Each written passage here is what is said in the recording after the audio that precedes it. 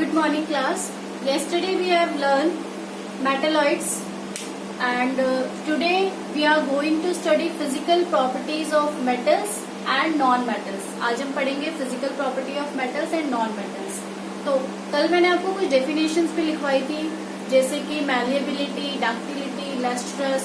तो आज हम इसी चीज को इस टॉपिक के अंदर डिस्कस करेंगे कि ये सारी definitions क्या होती हैं, इनका क्या प्रॉपर्टी होता है. ठीक है, तो फिजिकल प्रॉपर्टी ऑफ मेटल्स में, मेटल एंड नॉन मेटल्स में सबसे पहला जो पॉइंट हम डिस्कस करने जा रहे हैं, सबसे पहली जो प्रॉपर्टी डिस्कस करने जा रहे हैं वो है फिजिकल स्टेट. फिजिकल स्टेट में हम क्या पढ़ेंगे? फिजिकल स्टेट में हम पढ़ेंगे कि जो मेटल्स और नॉन मेटल्स की जो फिजिकल स्टेट होती है वो क्या होती है. फिजिकल स्टेट मतलब कि वो सॉलिड में प्रेजेंट होता है, कि लिक्विड में प्रेजेंट होता है, कि गैस में प्रेजेंट होता है. ओके, तो सबसे पहले हम डिस्कस करने जा रहे हैं फिजिकल स्टेट. तो मेटल्स, इसमें most of the metals are solid at room temperature. Metals जो होते हैं वो रूम टेम्परेचर पे, नॉर्मल रूम टेम्परेचर पे सॉलिड स्टेट में प्रेजेंट होते हैं. जैसे आपने देखा होगा आयरन. ठीक है, मेटल्स क्या होते हैं, किस स्टेट में होते हैं? सॉलिड स्टेट में. ठीक है बेटा, सॉलिड स्टेट में प्रेजेंट होता है. एक्सेप्ट मतलब मर्करी एक ऐसा मेटल होता है जो कि रूम टेम्परेचर पे लिक्विड स्टेट में प्रेजेंट होते हैं. बाकी के मोस्ट ऑफ द मेटल्स किस में होते हैं? सॉलिड स्टेट में, एक्सेप्ट मर्करी. क्यों? क्योंकि जो मर्करी होता है वो किस में प्रेजेंट होता है? लिक्विड स्टेट में. और बाकी के ज्यादातर किस में प्रेजेंट होते हैं? सॉलिड स्टेट में. तो फिजिकल स्टेट मेटल्स की समझ में आ गई आपको, सॉलिड स्टेट में प्रेजेंट होता है एक्सेप्ट मर्करी. अब नॉन मेटल्स किस में प्रेजेंट होते हैं? जो नॉन मेटल्स होते हैं जनरली वो सॉलिड में और गैसेस स्टेट में प्रेजेंट होते हैं. किसमें प्रेजेंट होते हैं नॉन मेटल्स? सॉलिड और गैसियस स्टेट में. ठीक है, नॉन मेटल सॉलिड में या गैसेस में प्रेजेंट होते हैं एक्सेप्ट ब्रोमीन. क्योंकि ब्रोमीन जो है वो किस में प्रेजेंट होता है? लिक्विड में प्रेजेंट होता है. ठीक है बेटा, सॉलिड स्टेट में मेटल्स प्रेजेंट होते हैं एक्सेप्ट मर्करी, और लिक्विड स्टेट में नॉन मेटल्स सॉलिड और गैसेस में होते हैं एक्सेप्ट ब्रोमीन. तो ये आपको लर्न करना है कि एक्सेप्शंस किसके लिए है. ओके, तो फिजिकल स्टेट आपको समझ में आ गया मेटल्स का और नॉन मेटल्स का. इसको एक बार बुक से रीड कर लेते हैं. Non metals are generally solid और gases. Non metals like sulphur, phosphorus and carbon are solids. Solid में कौन प्रेजेंट होता है? Sulphur, phosphorus and carbon.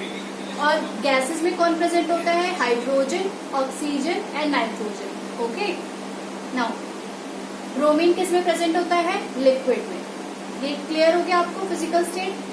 Next जो है प्रॉपर्टी, नेक्स्ट प्रॉपर्टी है इसकी मैलिएबिलिटी. कल आपने डेफिनेशन लिखी थी एंड ब्रिटलनेस. अब ये दो वर्ड क्या है? मैलिएबिलिटी और ब्रिटलनेस क्या है, मैं आपको समझा देती हूँ. देखिए, सबसे पहले मैलिएबिलिटी क्या होता है? वो मेटल्स जिनको हम हैमरिंग के थ्रू थिन शीट्स में या फॉइल्स में बना सके. जैसे कि आपका जो आप फूड की पैकेजिंग जो होती है, देखा होगा ना, फूड जो चपातीज वगैरह हम पैक करते हैं, किसमें पैक करते हैं? एल्यूमिनियम फॉइल में. तो वो भी किसके थ्रू बनाई जाती है? मैलिएबिलिटी प्रोसेस होता है जिसको एल्यूमिनियम को फॉइल्स में हैमरिंग के थ्रू बनाया जाता है. और ब्रिटलनेस होता है कि हैमरिंग के थ्रू मेटल्स को थिन पीसेस में ब्रेक डाउन किया जाता है, तो छोटे छोटे टुकड़ों में ब्रेक डाउन किया जाता है.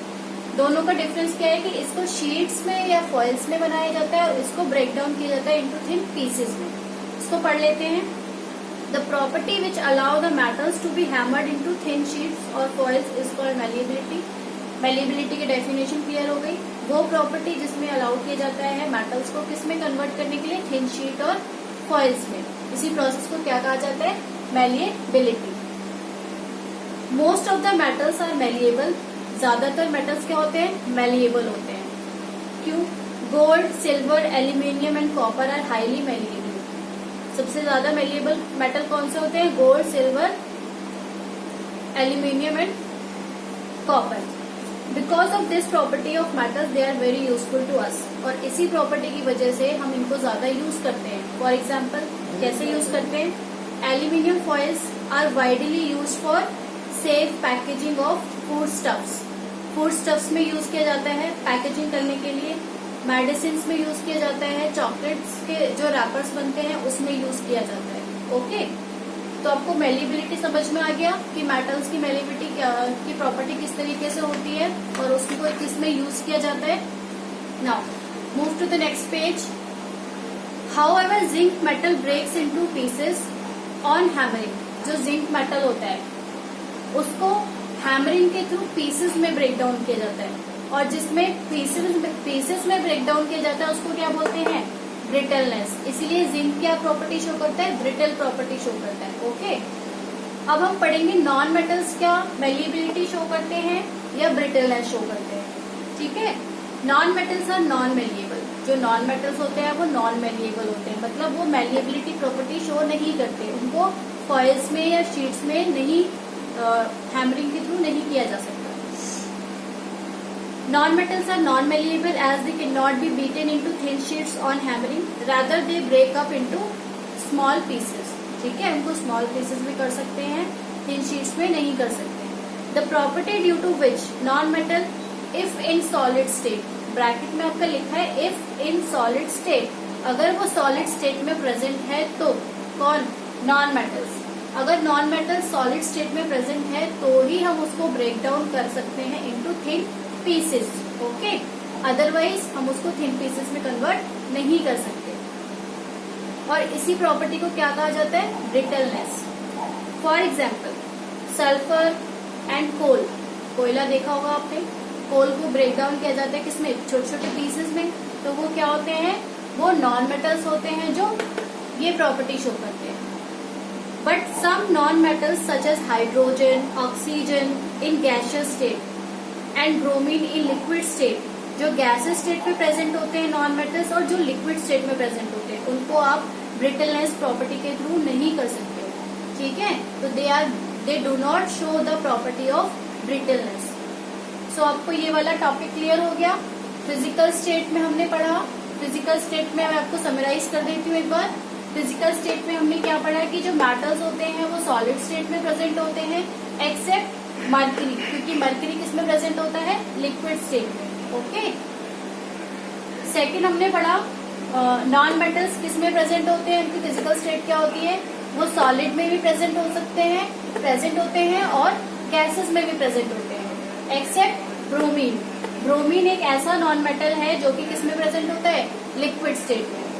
नेक्स्ट हमने प्रॉपर्टी पढ़ी मैलिएबिलिटी एंड ब्रिटलनेस। मेटल्स क्या शो करते हैं, मैलिएबिलिटी। मैलिएबिलिटी का मतलब क्या होता है, जिसको हैमरिंग के थ्रू थिन शीट्स में या फॉइल्स में कन्वर्ट किया जा सके। और ब्रिटलनेस क्या होता है, जिसको हैमरिंग के थ्रू थिन पीसेस में कन्वर्ट किया जा सके। दोनों डेफिनेशन अब क्लियर हो गया, आपको दोनों प्रॉपर्टी समझ में आ गई।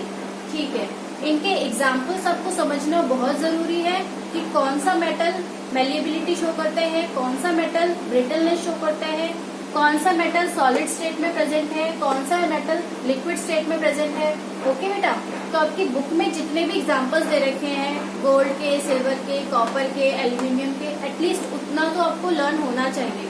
Okay, so this is all about physical property. इसमें हमने फिजिकल स्टेट पढ़ लिया, मैलिएबिलिटी एंड ब्रिटलनेस पढ़ लिया।